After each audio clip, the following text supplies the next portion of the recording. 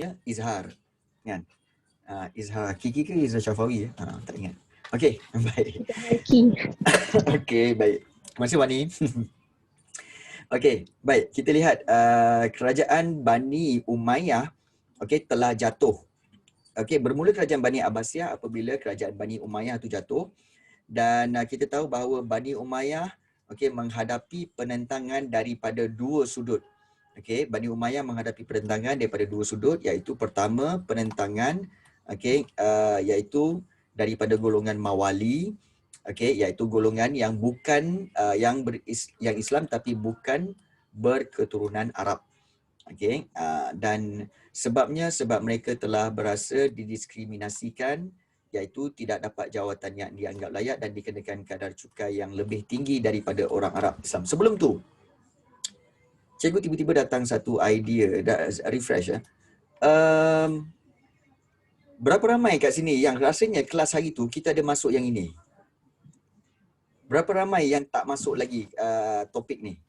Macam pena je. Kita tak masuk. Saya tak masuk. Lagi Saya belum. Okey. Yang lain semua dah masuk ke? Rasanya dah. Dah Dah. Itulah. Okey, baik. Rasanya dah kan? Okey. So tak apa. So kita dah fahami bahawa kerajaan Bani Abbasiyah, secara rough idea sebelum kita masuk kepada kerajaan Turki Osmaniyah Okey. Baik. Pertama, kejatuhan Bani Umayyah kerana penentangan golongan Mawali, sebab dikenakan kadar cukai yang tinggi dan tak dapat jawatan yang dianggap layak tu. Kemudian Mawali ini telah berpaling menyokong dan menyertai gerakan Abbasiyah. Satu lagi sebab penentangan adalah kerana sistem warisan yang diamalkan oleh Bani Umayyah ni ditentang oleh golongan Syiah dan juga Khawarij. Ditentang oleh kedua-dua ini, maka menyebabkan gerakan Abbasiyah ni telah menjatuhkan Bani Umayyah. Bila Bani Umayyah jatuh, maka Bani Abbasiyah pun naik.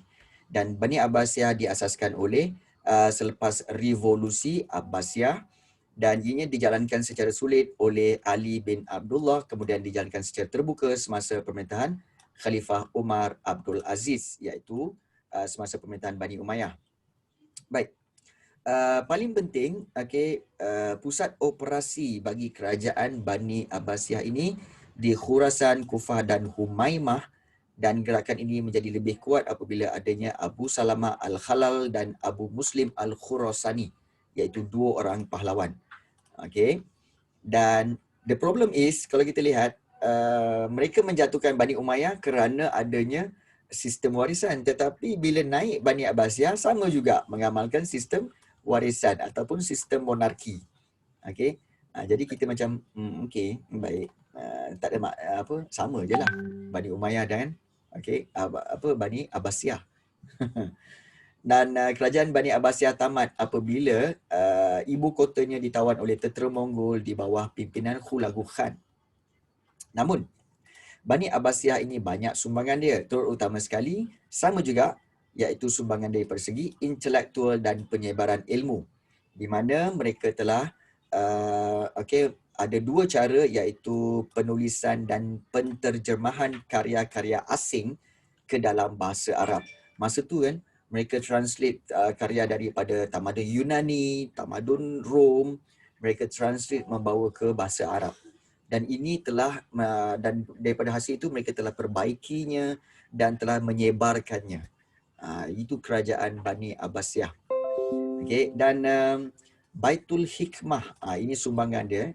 Baitul Hikmah telah dibina oleh nama ini, iaitu Harun al-Rashid, Khalifah Harun al-Rashid. Sangat terkenal dan sehingga boleh kata selalu keluar dalam soalan-soalan objektif nama Khalifah Harun al-Rashid. Dan apakah yang Baitul Hikmah buat, iaitu terjemah karya falsafah dan sains, especially daripada bahasa Yunani. Dan kita lihat aktiviti penulisan ini dilakukan melalui 3 tahap, iaitu mula-mula mencatat segala idea, kumpulkan idea, dan juga mengarang. Maknanya mulakan menulis apa yang telah dicatatkan dan dikumpulkan itu. Dan pada waktu inilah terdapat ramai ulama-ulama yang terlibat dengan aktiviti penulisan terutama sekali Imam Malik, okey, Al-Muwatta' dengan bukunya Al-Muwatta', dan juga Ibnu Ishaq, penyusun sejarah hidup Nabi Muhammad SAW. Okey, Imam Malik sebenarnya adalah dia tidak mengasaskan, namun dialah menjadi rujukan untuk mazhab Maliki. Kita dalam Islam ada 4 mazhab, betul? Maliki, Hanafi, Hambali dan juga Syafi'i. So Maliki diambil daripada Imam Malik. Bukan Imam Malik asaskan, tapi Imam Malik menjadi rujukan. Menjadi rujukan je. Alright. So ingat Bani Abbasiyah, okey, sumbangan dia adalah dari segi intelektual, okey, Baitul Hikmah, Khalifah Harun Ar-Rashid. So itu kata kunci bagi kerajaan Bani Abbasiyah. Okey. Baik. Turki Utsmaniyah. Okey, seterusnya apabila kerajaan Bani Abbasiyah tamat, okey, kita lihat di sini apabila orang Mongol iaitu diketuai oleh Hulagu Khan itu menyerang Baghdad pada tahun 1258 Masihi, maka wujudnya kerajaan-kerajaan kecil di Turki, termasuklah kerajaan Seljuk. Ini famous lah kerajaan Seljuk ni. Okey, dan kerajaan Utsmaniyah bermula daripada salah sebuah kerajaan kecil yang terdapat di sebelah barat Anatolia. Okey, sekarang ni dipanggil Turki. Ya. Baik, Utsmaniyah, Turki Utsmaniyah ataupun dalam bahasa Inggeris dipanggil Ottoman. Diambil nama sempena nama pengasas dia iaitu Utsman bin Ertugrul bin Sulaiman Shah. Dan Utsman ialah seorang amir ataupun gubernur Saljuk bagi kawasan sebelah barat Anatolia. Dan Utsman sebenarnya telah berjaya menewaskan tentera Byzantine pada tahun 1301 Masihi. Okey. Dan kesan langsung daripada kemenangan ini ialah ramai ghazi. Okey, ingat kata kunci ghazi. Ghazi itu apa? Iaitu pahlawan-pahlawan tentera. Okey, serta juga pemimpin-pemimpin masyarakat telah bersatu di bawah Utsman dalam memperluas kawasan penaklukannya. So sebab dia dibantu oleh ramai pahlawan-pahlawan tentera dan Utsman mula menawan kawasan sekitar Anatolia dan Bandar Bursa dijadikan sebagai ibu negerinya. Ingat, Bursa. Okey, itu Turki Utsmaniyah. Dan usaha perluasan kuasa diteruskan oleh anaknya Orhan yang pertama dan pemerintah seterusnya. Ingat, Utsman, Orhan yang pertama, okey, dan Orhan berjaya menguasai kawasan yang lebih luas lah, Marmara dan pantai Aegean, Ankara semua. Dan semasa pemerintahan Murad yang pertama dan Bayezid yang pertama, okey, kerajaan Utsmaniyah berjaya menguasai kawasan Balkan, ya, kawasan-kawasan seperti Kosovo, seperti Serbia, seperti Kroasia. Itu negara-negara Balkan. Dan semasa pemerintahan Mehmed yang kedua, ingat nama ni Utsman, Orhan, Murad, Bayezid dan Mehmed. Ingat. Okay. Beliau telah menjalankan dasar perluasan wilayah dan akhirnya berjaya menawan Istanbul, yang dulunya dikenali sebagai Constantinople. Okey. Dekat sini rupanya. Okey. Okey. So semasa pemerintahan Mehmed yang kedua, zaman pengukuhan Empayar Utsmaniyah telah bermula dan pengukuhan ini berlanjutan dari tarikh penguasaan terhadap Istanbul 1453 sampailah ke tarikh kematian Sulaiman yang pertama iaitu 1566. Okey. Dan Empayar Turki Utsmaniyah berlanjutan hingga awal abad ke-20. Namun penguasaan politik dan ekonominya terhadap seluruh empayarnya tidak lagi sekuat seperti abad ke-16. Abad ke-20 bila? Pada tahun-tahun 1914 hingga 1918 hingga 1922. Di mana pada tahun-tahun itu Turki Utsmaniyah telah terlibat di dalam Perang Dunia Pertama dan mengalami kekalahan. Berserta dengan Jerman. Betul? Dalam Perang Dunia Pertama itu. So sebab itu Turki Utsmaniyah telah kita kata telah dimusnahkan dan tak ada lagi dan wujudlah apa yang dikenali sebagai Turki saja sekarang. Dan Turki diambil alih oleh Mustafa Kemal Atatürk. Okey. Dan faktor kemerosotan Turki Utsmaniyah. Kenapa? Ini penting. Faktor-faktor kemerosotan Turki Utsmaniyah. Pemimpin yang lemah. keruntuhan sistem pungutan cukai, berlakunya pemberontakan dan pertambahan penduduk yang pesat sehingga sukar dikawal sepenuhnya. So itu antara masalah kemerosotan Turki Uthmaniyah. Okey. Sekejap Allahuakbar. Okey. Ahli baru rumah ini. Okey, nama dia adalah Luna. Hai Luna. Kan? Muka langgar dinding. So ni muka langgar dinding. Macam kapit bergerak, pijak kan. Kan? Rasa macam nak kena pijak. Kan? Sebab serupa kapet. Okey. Baik. Okey, so itu Turki Uthmaniyah. Sumbangan Turki Uthmaniyah memang banyaklah. Okey.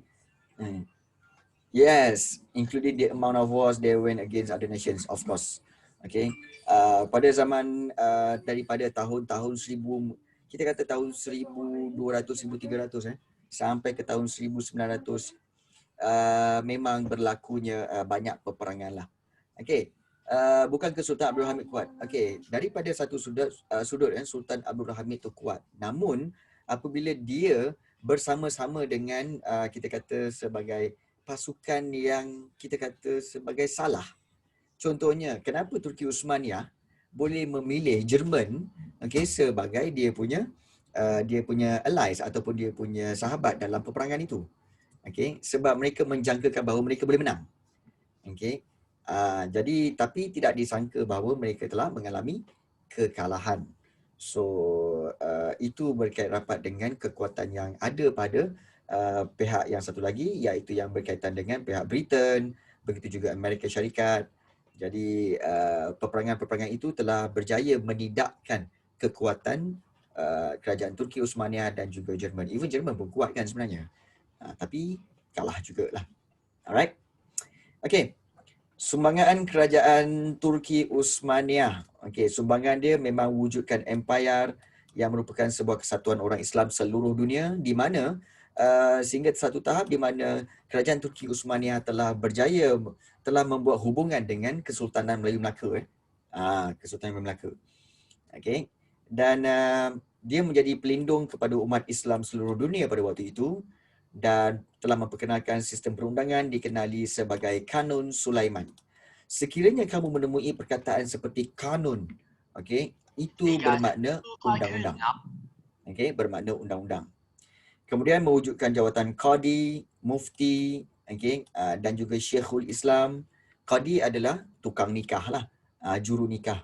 Itu Qadi. Mufti adalah orang yang memutuskan berkaitan hukum, hukum agama di dalam sesebuah negeri. Itu Mufti. Istanbul sebagai pusat perdagangan dunia Islam, dan telah memperkenalkan Turki Uthmaniyah juga telah memperkenalkan sistem yang menggalakkan kecemerlangan individu instead of keturunan. Kita tahu bahawa individu itu dilihat melalui keturunannya yang sebelum ini, siapakah bapa dia, siapakah datuk dia, dan itu telah berlaku sepanjang zaman daripada zaman awal Masihi sehinggalah ke zaman kerajaan Rom pun semua kan. Tetapi Turki Uthmaniyah telah menghentikan amalan itu dan menggalakkan bahawa siapa yang cemerlang dia layak untuk mendapat jawatan ataupun layak untuk dihormati.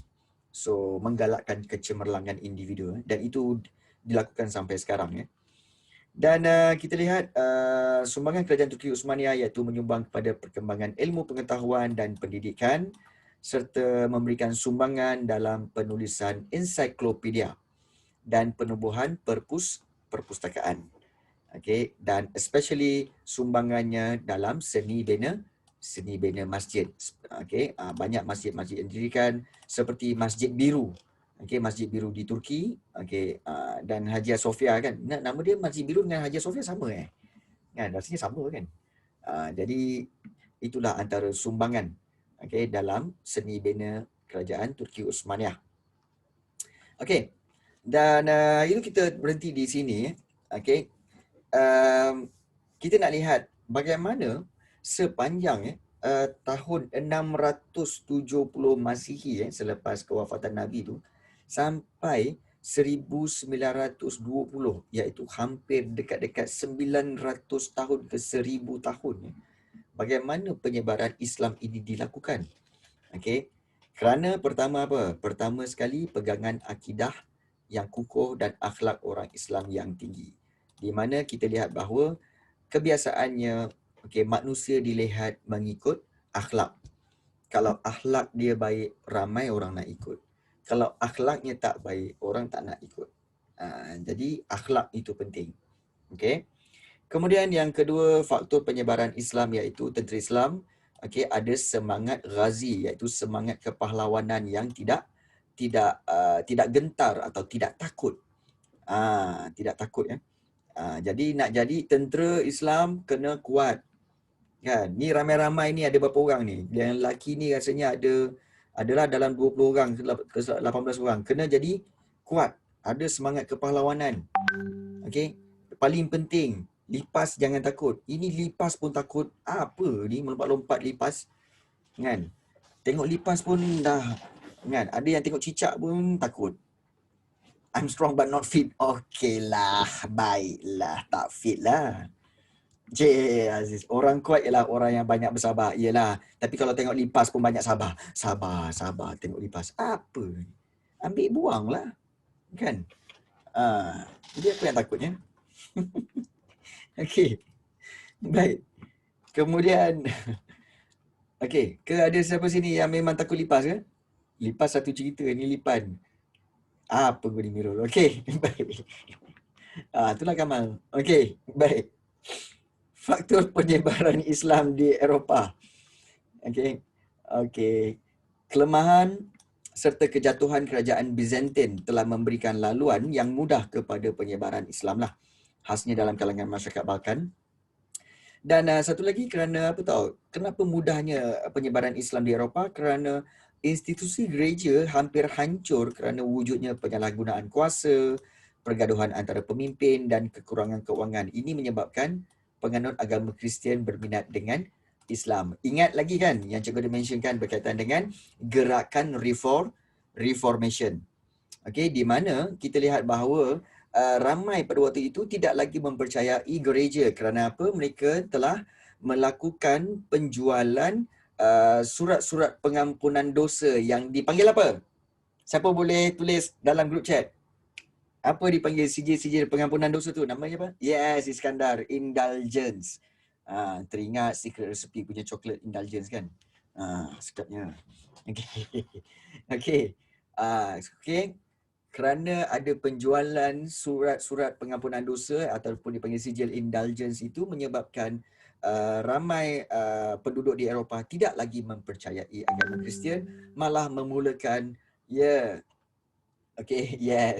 Dan itu telah menyebabkan mereka menentang gereja Katolik dan memulakan gerakan reformation yang telah diketuai oleh siapa? Siapa yang mengasaskan gerakan reformation? Boleh tulis Martin Luther. Yes. Bagus. Ingat lagi. Dah bersedia dah korang ni masuk periksa ni. Bagus. So itulah dia Martin Luther. Dan dia telah memulakan satu mazhab baru dipanggil mazhab Protestan. Bagus. Ramai yang ingat ni. Bagus. Baik. Dan satu lagi sumbangan ataupun faktor penyebaran Islam di Eropah iaitu Kerajaan Osmaniyah telah banyak membuat sumbangan iaitu dengan membina sekolah, rumah sakit, kawasan perdagangan demi kemudahan rakyat. So dasar sosial ini telah menjadi tunjang kepada penubuhan masyarakat Islam lah. Itu bagus. Kemudian penghijrahan orang-orang Turki ke kawasan Balkan dan usaha para pendakwah ini juga menyebabkan penyebaran Islam di Eropah. Dan kita tahu bahawa sehingga hari ini antara agama yang paling cepat berkembang adalah agama Islam. Kerana pertambahan penganutnya setiap tahun. Kemudian kita lihat juga seterusnya, kita lihat di bawah ni. Satu lagi faktor penyebaran Islam ialah hasil daripada pengajaran ahli kumpulan Sufi yang banyak menitik beratkan toleransi dan asimilasi dalam ajaran mereka, banyak orang Kristian tertarik untuk memeluk Islam. Sufi ni adalah orang-orang yang apa tahu? Orang-orang yang bahagia walaupun tiada harta. Yang bahagia dalam hati dia walaupun mereka hanya sepasang pakaian dan hanya ada makanan untuk hari itu. Jadi mampu tak kita untuk menjadi zuhud, mampu tak kita untuk menjadi sufi ni? Kita akan rasa apa? Aku tak ada phone pun tak ada masalah lah. Aku boleh hidup, aku bersyukur, aku boleh senyum. Boleh ke? Boleh juga tu boleh cuba. Okey, baik. Dan dasar sosial Islam telah menarik minat orang Kristian untuk memeluk Islam, dan dasar tersebut ialah berdasarkan kecemerlangan individu. So bukan lagi keturunan. So ini satu dasar yang memang mewujudkan minat kepada orang Kristian untuk memeluk Islam. Okey. Dan selain daripada itu, ketidakstabilan politik di Eropah, kesan daripada pertelingkahan dan peperangan di kalangan kerajaan-kerajaan kecil, ini juga telah membantu memudahkan keluasan Islam di Eropah. Okey, nampak bahawa apabila sesuatu itu tidak bersatu, okey, sentiasa berperang, maka unsur luar yang lain boleh masuk dengan mudah. Sebab itu negara kita selalu tekankan apa? Perpaduan, bersatulah kita, bersatulah kita. Okey, bersatu teguh, bercerai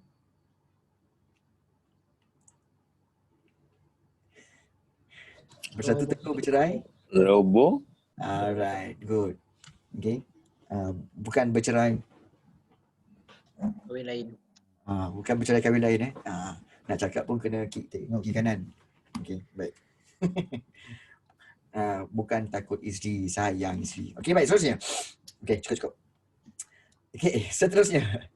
Sistem ketenteraan Empayar Uthmaniyah yang teratur serta penggunaan peralatan senjata yang moden menyebabkan mereka berjaya menyebarkan Islam. Dan paling penting, penawanan Konstantinopel oleh Mehmed Fatih. Ini membawa kepada penyebaran Islam di kawasan Eropah Timur yang dikenal sebagai kawasan Balkan. Dan cikgu rasa tak perlu cerita pasal Mehmed Fatih lah, sebab hampir kalau ada berkaitan penyebaran Islam ni, cikgu selalu tayangkan video berkaitan dengan Sultan Muhammad Al-Fatih inilah, di mana beliau telah berjaya menawan Konstantinopel dalam keadaan yang begitu menakjubkan lah. Jadi baik, ramai yang tanya, cikgu nak kena ingat semua faktor ni banyaknya, 1, 2, 3, 4, 5, 6, 7, 8, 9, 10, 11. Baik, sebenarnya tak perlu ingat semua. Okey, faktor penyebaran Islam mungkin kamu boleh lihat daripada ambil 5 sudut sahaja. Okey, 5 faktor sahaja. Okey, antaranya kalau cikgu akan ambil apa tahu? Okey, pertama akidah. Kedua, tentera Islam. Okey, kemudian cikgu akan ambil institusi gereja yang hancur. Kemudian juga cikgu akan ambil seperti cikgu akan ambil dasar sosial Islam. Okey. Dasar sosial Islam ini cikgu ambil. Dan satu lagi cikgu akan ambil mungkin daripada penawanan Konstantinopel. So kita ambil yang mudah-mudah. Kenapa cikgu kata ini mudah? Kerana dia berkaitan kata kunci yang mudah. Akidah, tentera Islam, okey, gereja, dasar sosial, Konstantinopel. Jadi kata kunci itu mudah untuk kita ingat. Oh, okey. Akidah, tentang pegangan akidah. Tentera Islam, okey, dia ada semangat Ghazi. Okey, institusi gereja yang hancur sebab ada berlaku penyalahgunaan kuasa, kita faham dah. Kemudian yang keempat, okey, dasar sosial Islam yang mementingkan kecemerlangan individu.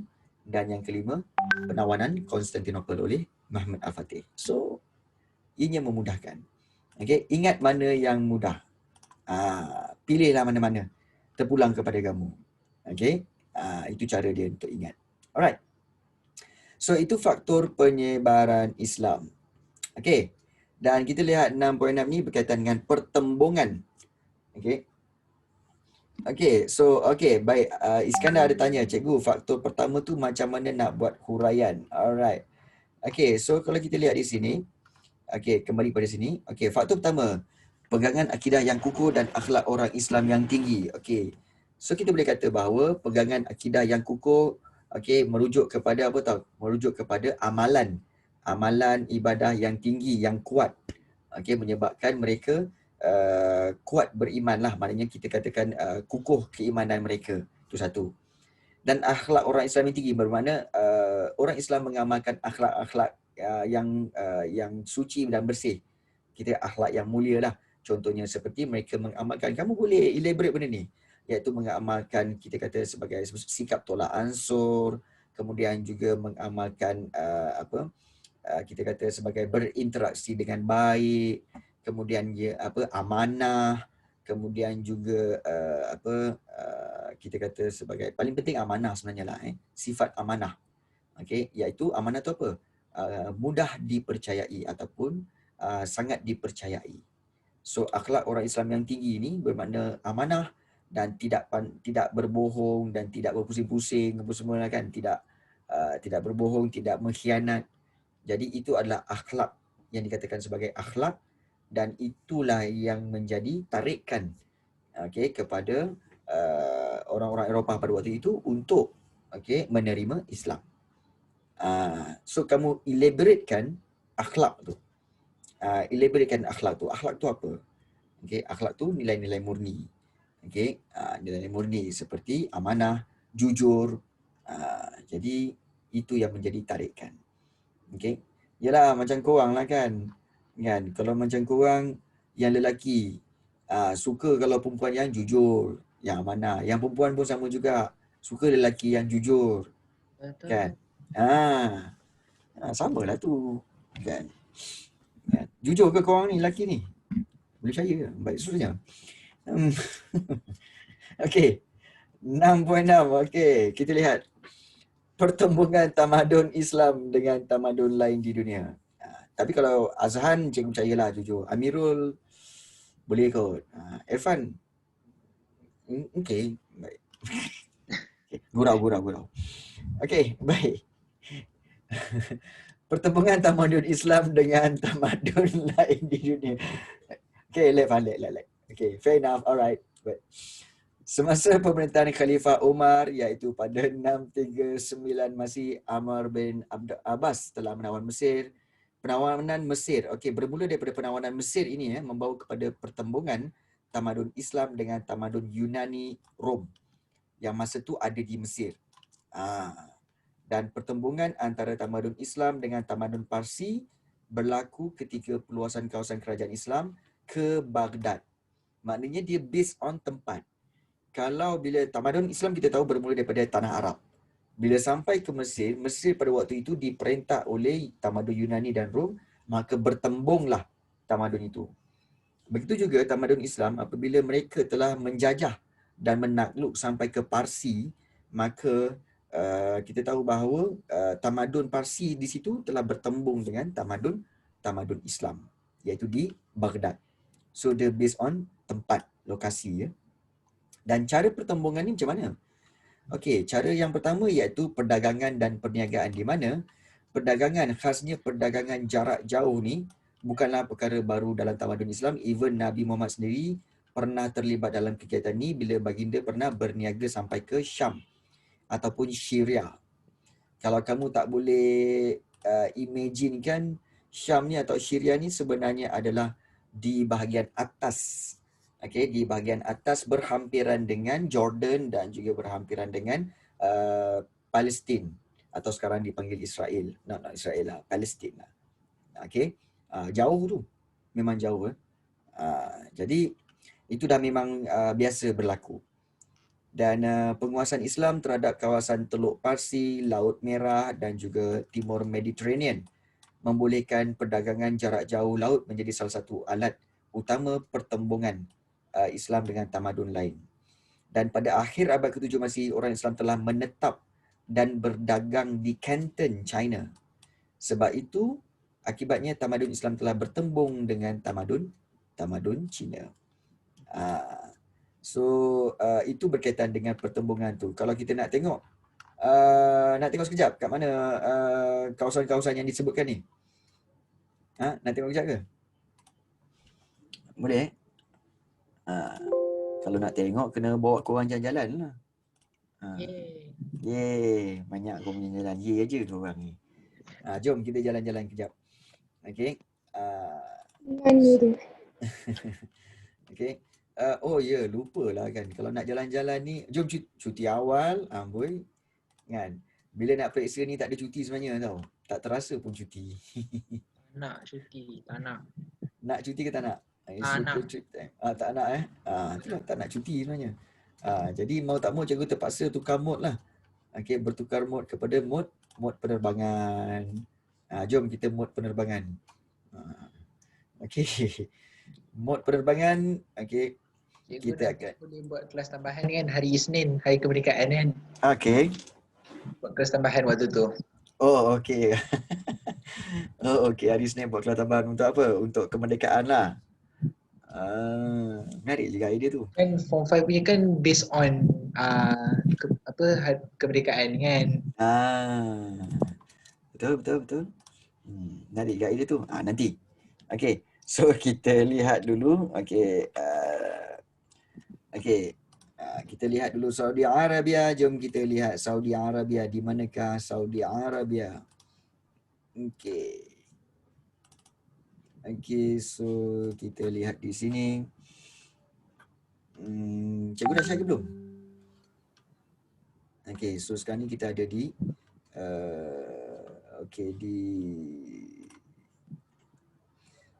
Okay, so sekarang kita berada di Malaysia dan Saudi Arabia ada di sini. Okay. Inilah dia Saudi Arabia. Ya Habibi, ya, ini Saudi Arabia. Okay. Dan kita tahu bahawa Nabi berada di Madinah dan kita tahu bahawa just bayangkan bahawa di sini adalah Madinah. Dan kalau kamu lihat ini adalah Mekah. So Mekah ke Madinah adalah lebih kurang 470 km, 400 lebih lah. 400 lebih kilometer. Dan bagaimana Nabi boleh berniaga daripada Mekah sampailah ke Syam di sini. Syam al-Sheikh, di sini kawasan Syam, di kawasan Israel, Jordan, dan Syria. Sekarang ni Syam dipanggil Syria. Bayangkanlah perjalanan tu memang jauh. Cikgu rasa more than 2,000 kilometers. Bayangkanlah dengan keadaan mereka berniaga menggunakan kenderaan iaitu unta sahaja. Unta, kuda. Jadi memang oleh kerana dah biasa dengan perjalanan jauh macam ni, jadi bermakna penyebaran Islam tu memang tak rasa apa-apa bila melakukan perjalanan yang jauh ni. Kita ni kan nak pergi sekolah pun kadang-kadang rasa jauh. Nak pergi sekolah pun jauh. Macam mana korang ni? Kan? Kadang-kadang yang bestnya kita nak beli air atau buah di tepi jalan. Kita bukan nak parking jauh-jauh kemudian jalan ke kita. Kita kalau boleh berhenti kat depan kedai. Order daripada kedai tu sendiri je. Bawa masuk dalam kita jalan. Itulah kita. Punyalah malas. Tapi dia orang nampak. Perjalanan punya jauh. Dan bagaimana tamadun Islam boleh sampai ke China? Mereka telah naik ke atas ini, ke kawasan Iraq ini, dan mereka telah menemui jalan yang dipanggil jalan sutra, daripada Turki pergi ke Azerbaijan dan melalui Kazakhstan dan seterusnya ke Xinjiang dan juga ke China. Melalui Tibet dan seterusnya ke China. Bayangkanlah dia orang punya perjalanan tu beribu-ribu kilometer, namun mereka selamba je. Kan jauh gila kot, memang jauh. So sebab itu pertembungan itu berlaku lah. So sebab perdagangan dan perniagaan, perdagangan jarak jauh semua. Yang kedua kalau kita lihat iaitu berkaitan dengan hubungan diplomatik, di mana hubungan diplomatik membolehkan orang Islam memperoleh pengetahuan. Hubungan diplomatik memperoleh pengetahuan tentang cara hidup, cara berfikir, cara mentadbir daripada tamadun luar. Contohnya, kerajaan Bani Umayyah telah menghantar kumpulan peneroka ke utara Selat Gibraltar di selatan Spanyol.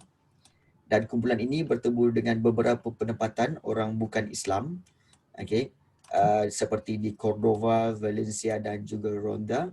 Dan kumpulan penulis Islam ini berjaya membuat hubungan diplomatik. Okey, hubungan diplomatik dengan kawasan-kawasan tersebut. Jadi oleh itu berlakunya pemahaman secara aman antara orang Islam dengan orang bukan Islam tentang cara hidup, pandangan politik, keagamaan, ekonomi dan pentadbiran.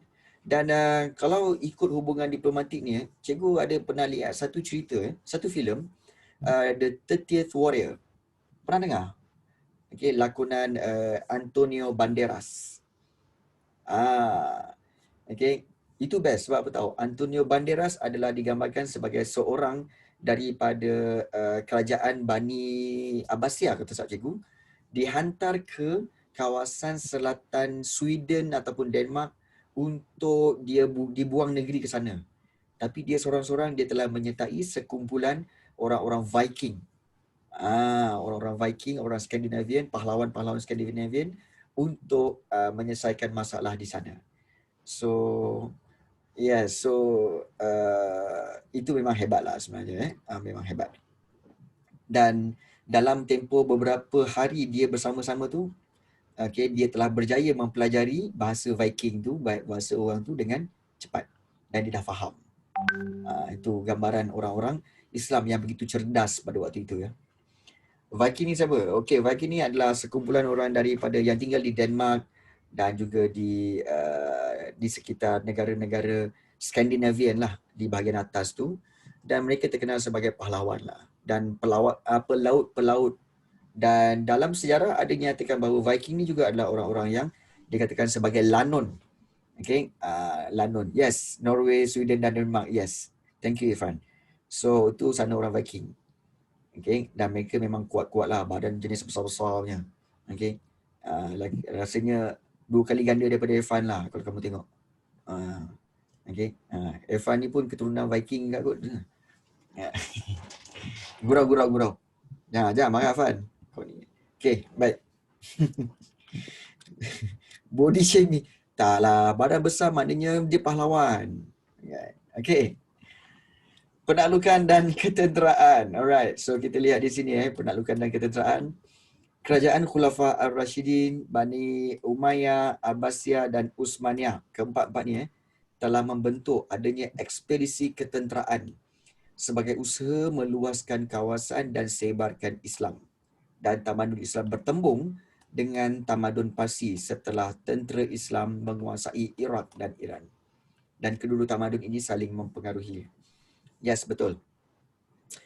Baik, interaksi dan asimilasi. Okey, interaksi kita katakan sebagai interaction dan asimilasi maknanya adalah bagaimana kedua-dua tamadun ini blend each other.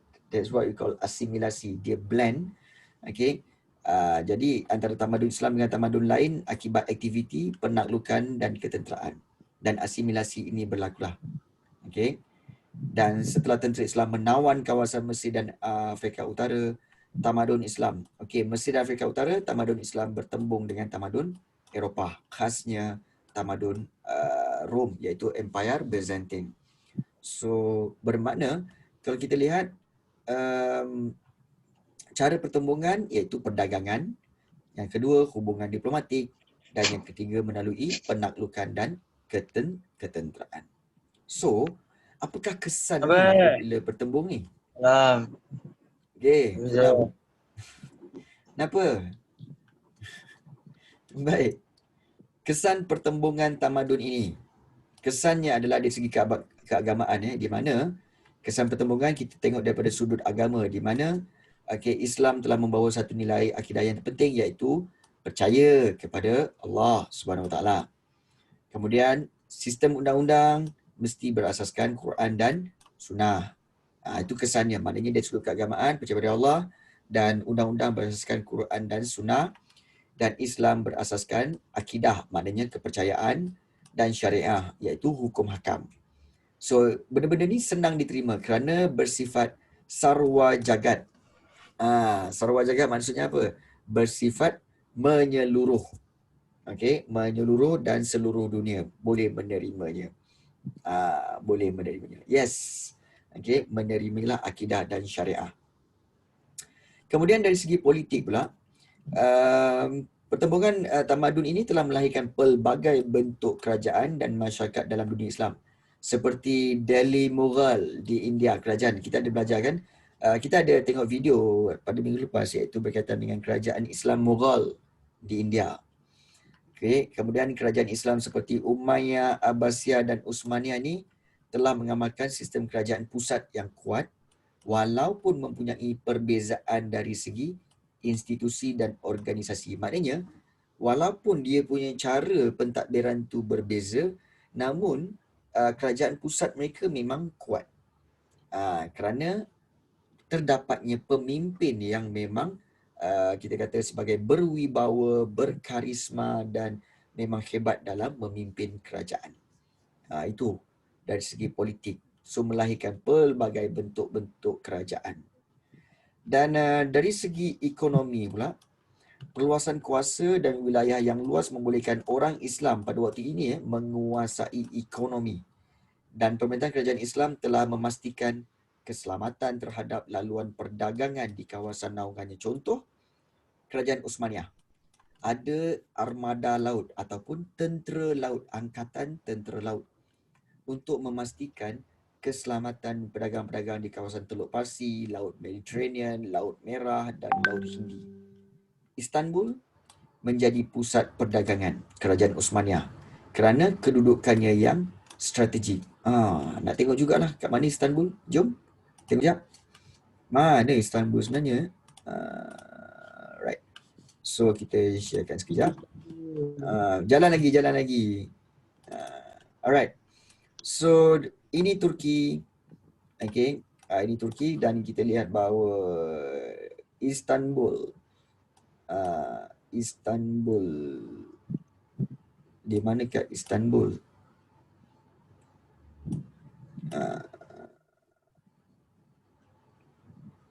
Alamak, tak jumpa kan? Jom cari. Okay, kita cek sekejap. Istanbul. Istanbul, Turki. Tu dah dia. Ni Istanbul. Okay. So Istanbul ni sebenarnya menjadi laluan perdagangan utama. Perasan tak kat sini ada laut? Okay, yang mana ada laluan? Okay, ada laluan untuk masuk ke laut yang di sebelah sana. You see? Sebab itu, okay, kalau kita lihat, dia menjadi sangat strategik. Okay. Kerana apa?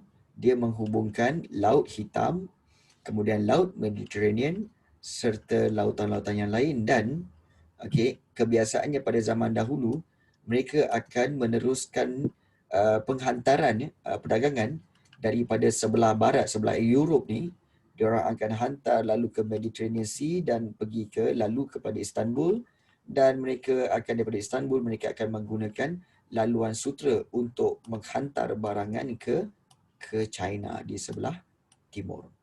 You see? Sebab itu mahu tak mahu, okay, sebelah barat perlu bertemu atau bertembung dengan kerajaan Turki Utsmaniyah untuk berdagang. Begitu juga kawasan-kawasan India dan China nak berdagang dengan barat. Mereka perlu lalu kawasan kerajaan Turki Utsmaniyah. Sebab itu kerajaan Turki Utsmaniyah sangat, kita katakan sangat maju dan sangat berkembang besar pada waktu itu. Boleh imagine So pusat perdagangan yang strategik lah.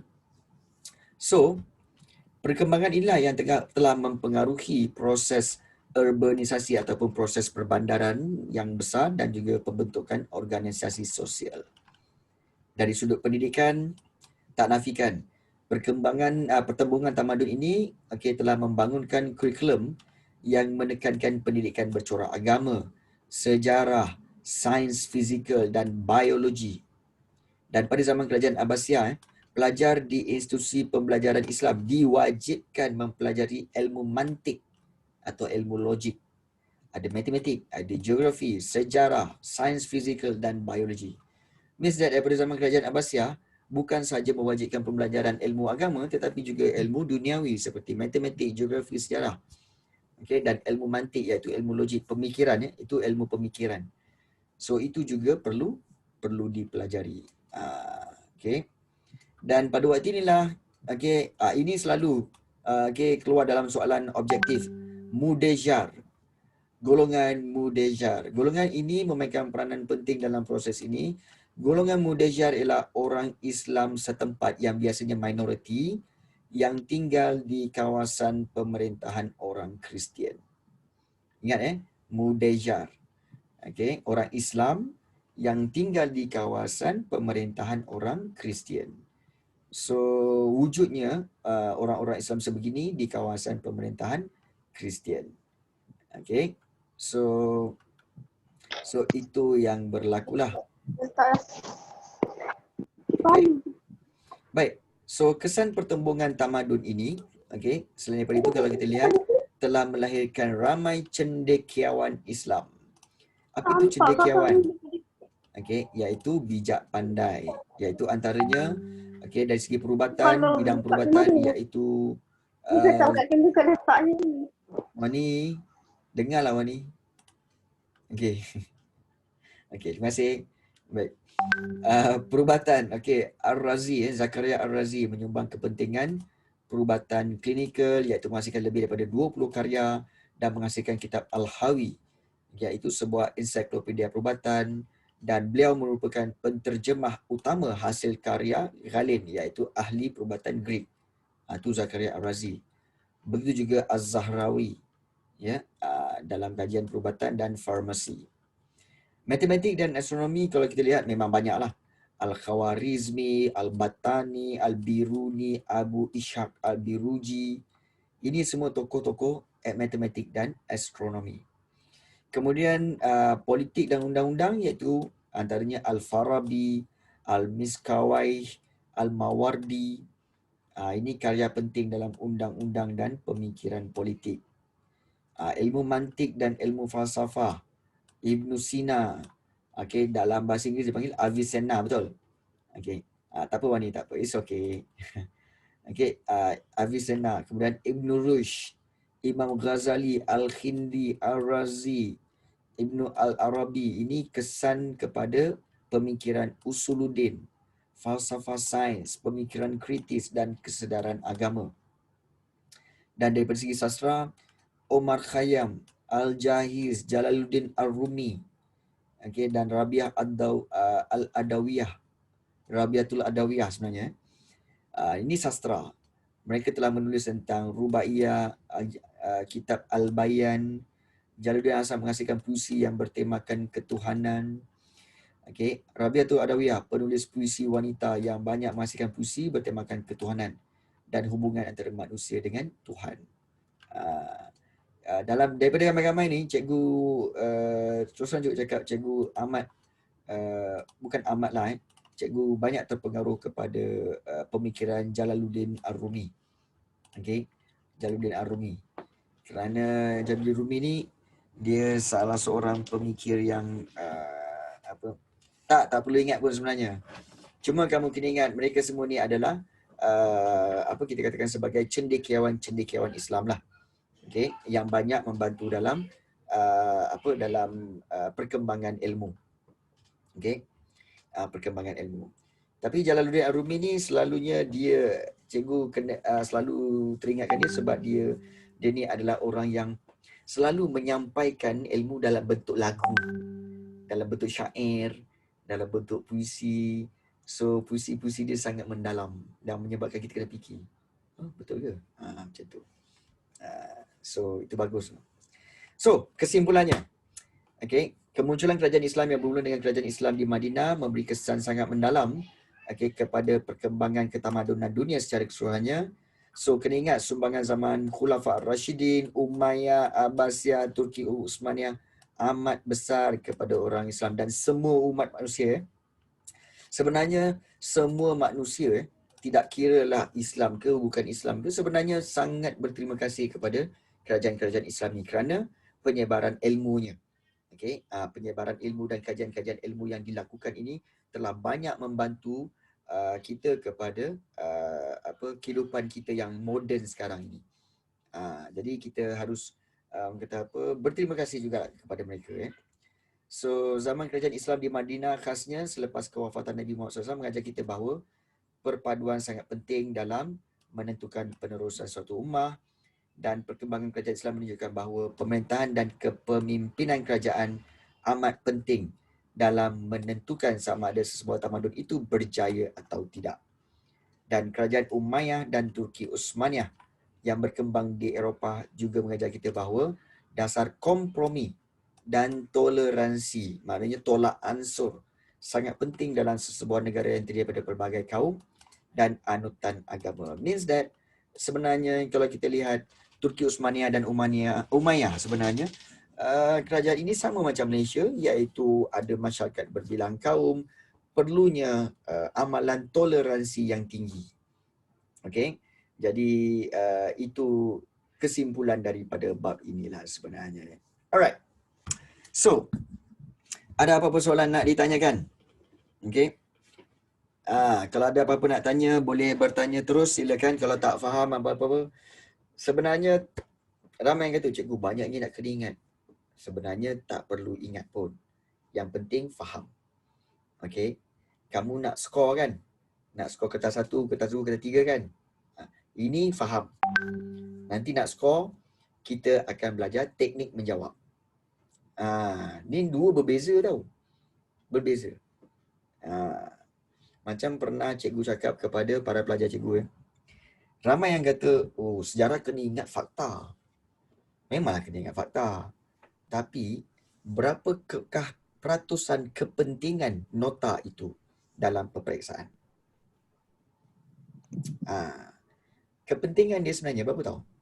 Kepentingan dia sebenarnya hanyalah 30 hingga 40% sahaja yang ingat nota.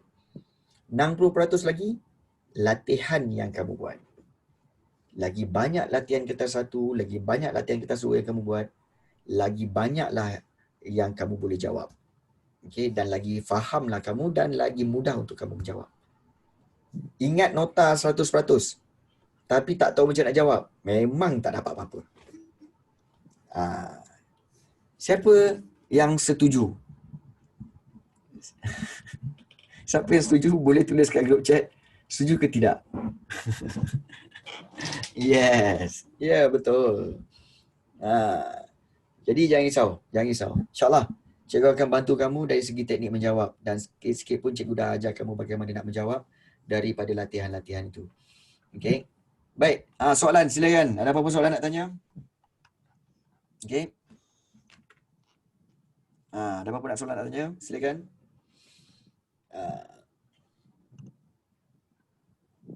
Golongan muda jar. Tak ada? Tak ada. Okey. Kalau tak ada, lama kita tak buat. Kita nak buat sesuatu nak? Okey. Kalau tak ada, kita buat sesuatu. Okey. Baik. Kita akan, jomlah kita buat Kita buat sebab kamu pun penat kan. Jom kita buat. Yes. Kalau tengok whiteboard ni korang nampak apa? Wish. Yes. Jom. Lama tak buat quiz. Jom buat quiz. Okey. Jom kita buat quiz. Okey, quiz ini mudah saja, iaitu ada 10 soalan. Okey, kamu hanya perlu tulis jawapan kat kertas, jangan tulis kat grup chat. Pandai? Okey, soalan senang-senang je, jangan risau. Okey, soalan senang-senang. I see only pain.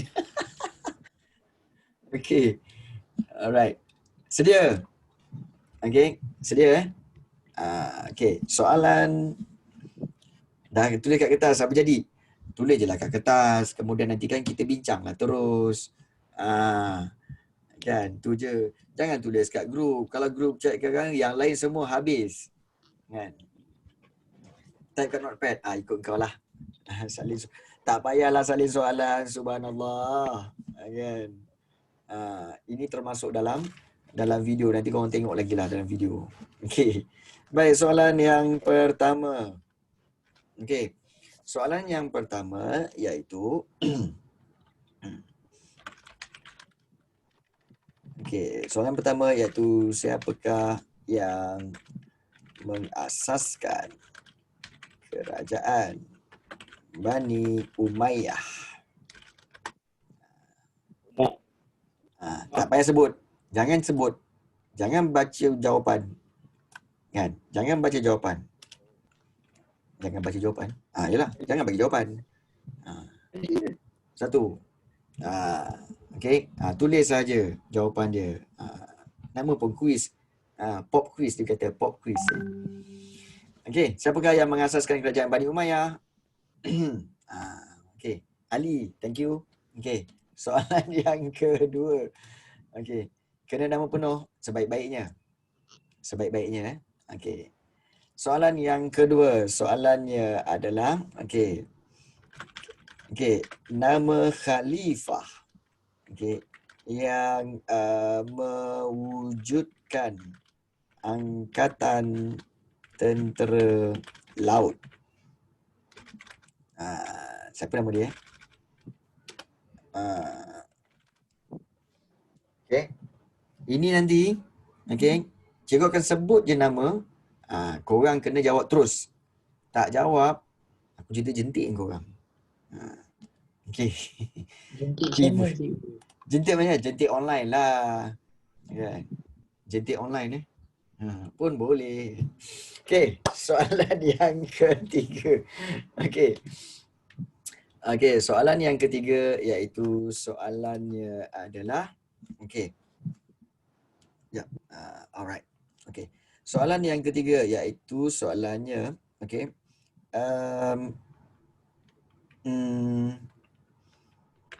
Okey, golongan yang berhijrah dari Mekah ke Madinah dipanggil apa? Senang ini ya. Okey, golongan yang berhijrah dari Mekah ke Madinah dipanggil adalah nama gelaran dia. Apa nama dia? Okey, dapat. Soalan 3. Senang lagi ni kan? Senang. Okey. Baik. Soalan yang keempat. Okey. Juga golongan, iaitu golongan bukan Islam yang rela dan sanggup bernaung di bawah pemerintahan kerajaan Islam. Digelar apa? Habislah. Belum habis. 10 minit lagi. Belum habis.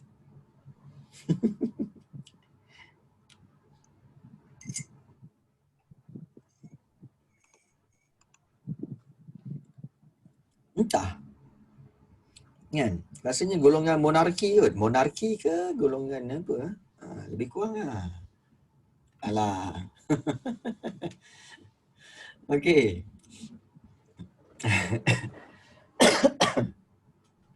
Okey. Seterusnya. Ya ke? Yakin? Okey. Soalan yang kelima. Okey. Soalannya adalah apa pasal ramai keluar ni? Tadi 24, 20, tiba-tiba dengan 21 ni? Tak tahu cikgu. Kena kesebat seorang-seorang ni nanti. Sabar. Lol. Tu ya, ada yang keluar. Ada yang keluar. Okey. Tak apa. Masing-masing pisang. Lek kan. Ini baru daripada satu bab kot. Belum cabut daripada bab lain ni. Kan? Okey. Tak apalah. Okey, soalan 5. Cikgu bagi chance. Amirul, soalan daripada bab mana kamu nak? Sebut cepat. Cepat Amirul Syafiq. Form 5. Okey, form 5 kat mana? Bab mana? Tak kisah, form 5 ke form 4 pun tak apa. Bagi je. Bab apa kamu nak?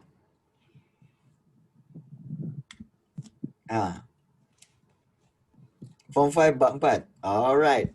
Form 5 bab 4. Boleh, tak ada masalah. Alright. Soalan yang kelima daripada bab 4. Soalannya iaitu okey. Bilakah tarikh penubuhan The Union?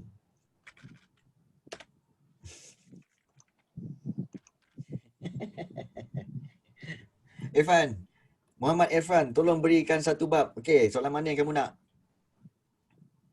Okey, soalan daripada bab mana yang kamu nak?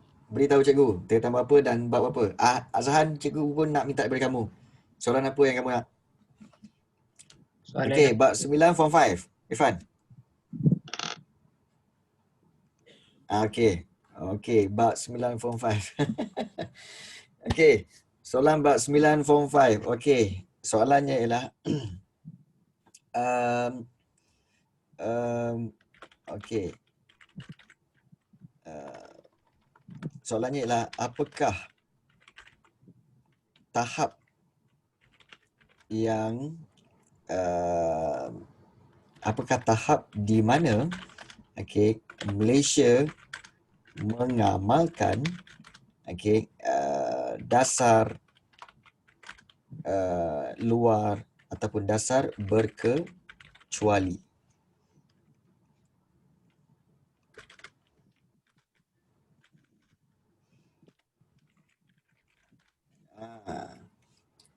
Okey, apakah tahap? Kita tahu ada 3 tahap. Okey, tahap dasar luar. Okey, tahap berapa sebenarnya yang Malaysia mengamalkan dasar berkecuali? Okey. Ya ke Mei? Salah lah Mei. Serius lah. No. Ya. Okey, soalan An nak buat berapa An? Bab berapa? Tak tahu lah. Biasanya go with the flow punya orang. Okey. Baik. Okey, seterusnya cikgu akan petik lagi. Okey, soalan seterusnya. Soalan ni mudah sajalah. Okey. Okey.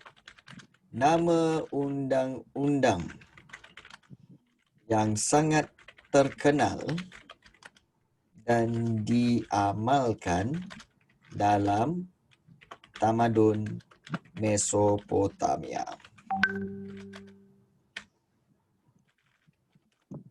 Ingat ke tak? Okey. Boleh jawab yakin je. Okey. Undang nasi berani. Okey. Baik. Soalan yang ke-8. Okey. Okey. Pada zaman moden, Baitul Mal boleh disamakan seperti apa? Kita tahu kan Baitul Mal tu apa? Tapi no Baitul Mal. Ialah Baitul Mal. Pada zaman moden Baitul Mal boleh disamakan seperti apa? Pada zaman sekarang ni. Okay. Yeah. Okay. Soalan 9. Okay. So dia soalan 9 berkaitan dengan soalan di luar daripada sejarah. Okay. Soalan di luar daripada sejarah lah. Okay. Okay. So kita tahu bahawa Baitul Mal ni sebenarnya lebih kurang macam bank lah kan. Macam bank. Okay. So soalan seterusnya berkaitan dengan bank juga. Okay. Baik. Bank apakah yang tiada di seluruh dunia kecuali hanya satu negara.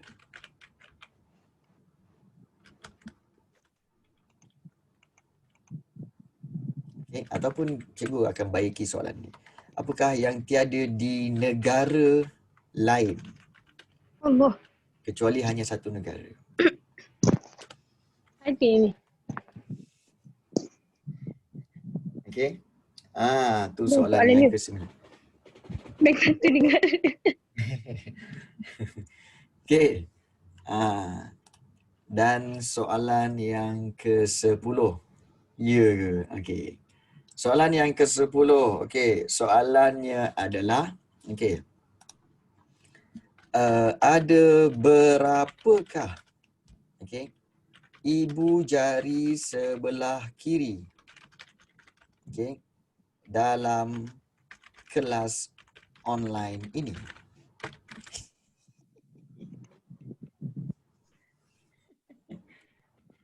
Cepat. Masya Allah soalan tu. Masya Allah soalnya. Ini paling susah, serius paling susah. Ada Serius berapa ibu jari sebelah kiri dalam kelas online ini? Okey. 18. Baik. Alright. So sekarang kita akan semak jawapan sama-sama. Semak jawapan sama-sama. Alright. Jom.